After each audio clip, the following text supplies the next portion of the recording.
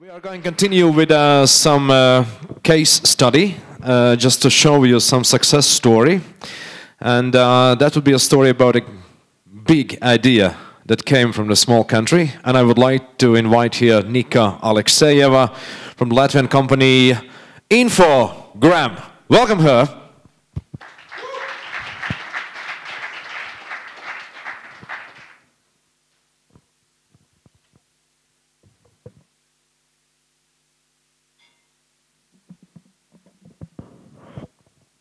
Hello everyone.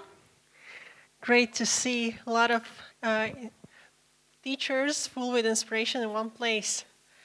So today I will tell you a story about Infogr.am, and the first question is, how many of you already heard about Infogr.am? Quite a few. Okay. So perhaps it will be something new also for as a tool to use in your lessons, because Infogr.am is widely used in education as well.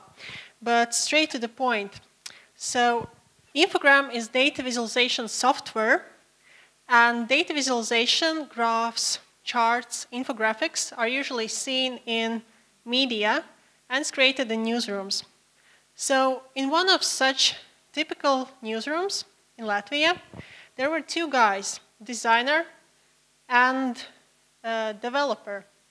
They were sitting in a very, very corner of this newsroom, and time to time, a journalist came to them with data set and asked, "Can you visualize it?"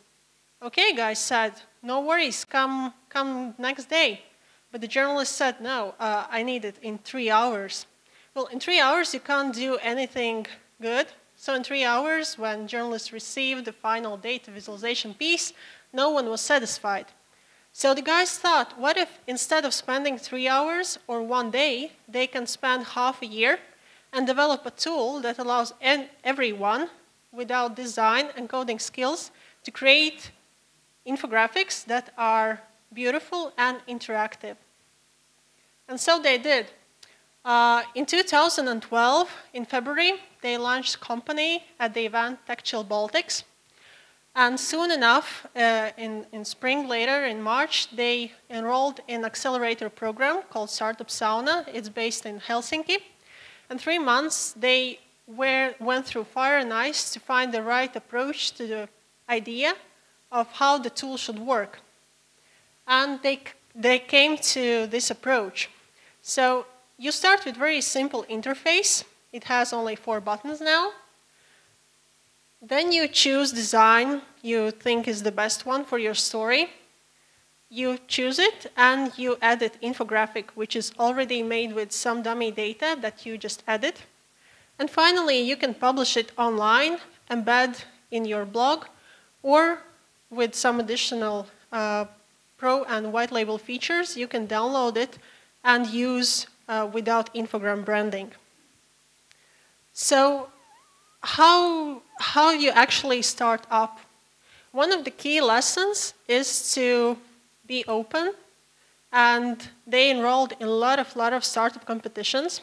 At the beginning, guys were rejected, but then the vicious circle ended up, and they started to win.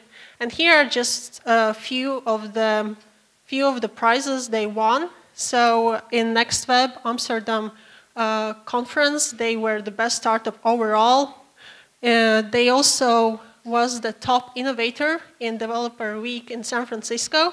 And also we are happy to be awarded as the best data viz tool in 2003 by the prestigious blog Information is Beautiful. So these are just some of the awards. And as you go to conferences, you meet a lot of people who have failed. As we learned from the previous presentation, they failed.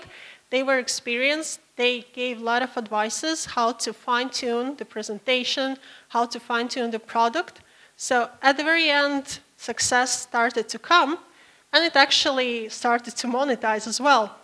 So these are two recent investors who invested almost $2 million in Infogr.am that allowed to scale the team from, as you see, 3 people in 2012 to 36 or even 40 if you count in all the interns we have now. And also, last year we opened our office in San Francisco. So, as being data visualization tool, we enabled a lot of people to create infographics. So there are 2 million people around the world who use Infogr.am. You can think of journalists, marketers, students, both high school and university students, also teachers, bloggers. There are various use cases.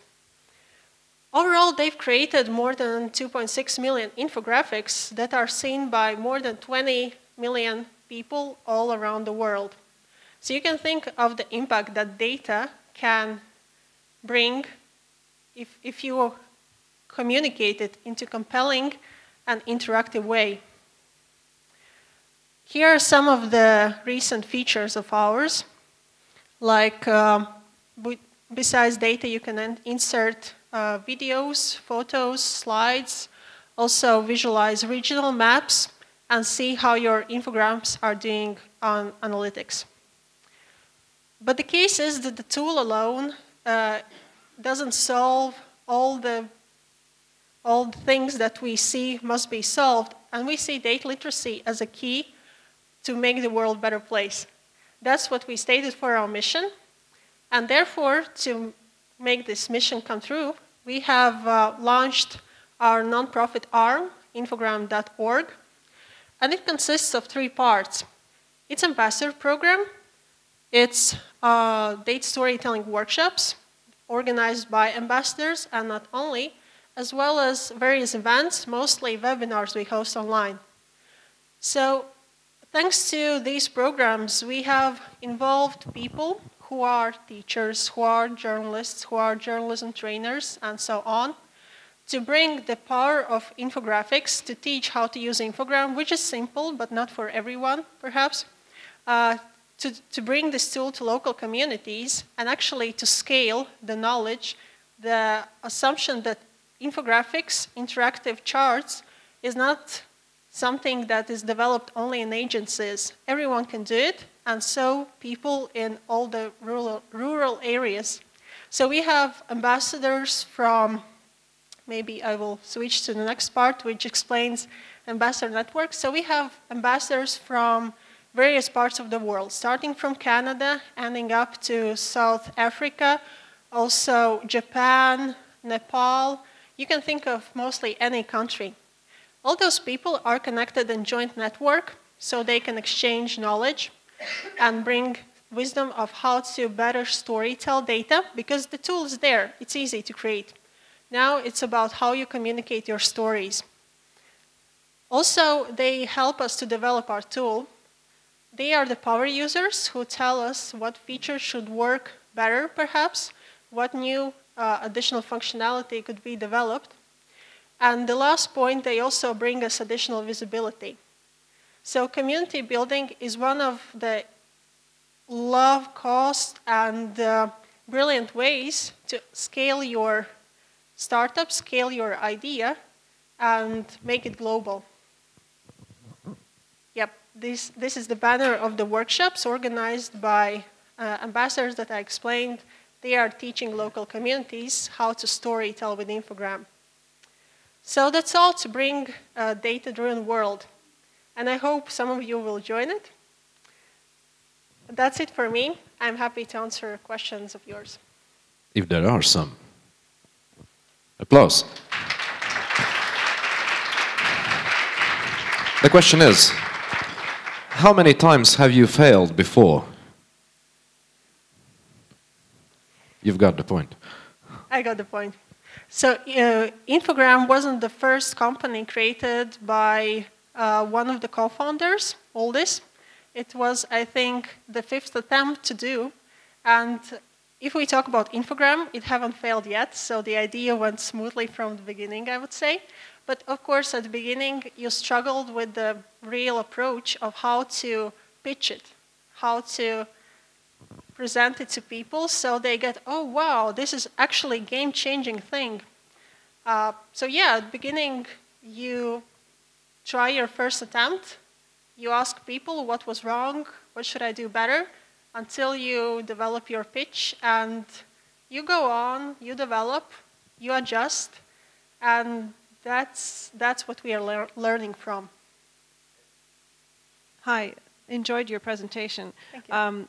Infographics are really high cool factor right now. There's a lot of this going on, and you see really, really bad ones and you see really good ones.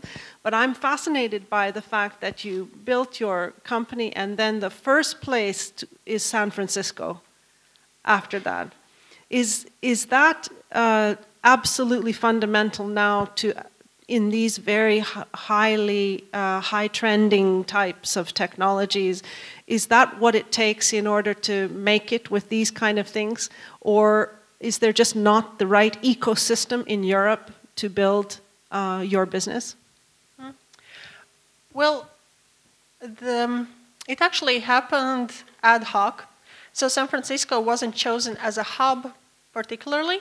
It was that new people who joined our company and who had the right skills were from San Francisco, and they are based there. So it wasn't chosen because, well, of course it's a great hub. It's a great source for connections and business development, but it could be New York as well, or London, or Berlin. All those hubs, startup hubs, were considered as the next place for expansion, but it's also quite good. Riga is similar to any other cities. If you are being global, if you are traveling, if you are participating into global startup community, there's no difference where you come from or where you're based. Are you worried of protecting the idea a lot? Well, Infogr.am, there's trademark and copyrights, if that's the question, or... Yeah, was it hard to do that? Licensing, protecting, copywriting, and everything. I didn't do the process, so it's hard for me to actually share the sentiment, but it's normal procedure for every startup company. Thank you. Is there anyone else who would like to ask something to Nika? Yes? Are you thinking it's very difficult to know and practice, use your program? Because we are teacher, I think my profession not necessary now because it is your program. I'm IT teacher. Thank you for the question. Yeah. Nika, you're welcome. Well, what we see, Infogr.am doesn't teach you how to create charts. It allows you to create one. So you still have to think a lot before you choose the right chart type, before you find the right approach to how to story tell. And that's why teachers are irreplaceable in this sense.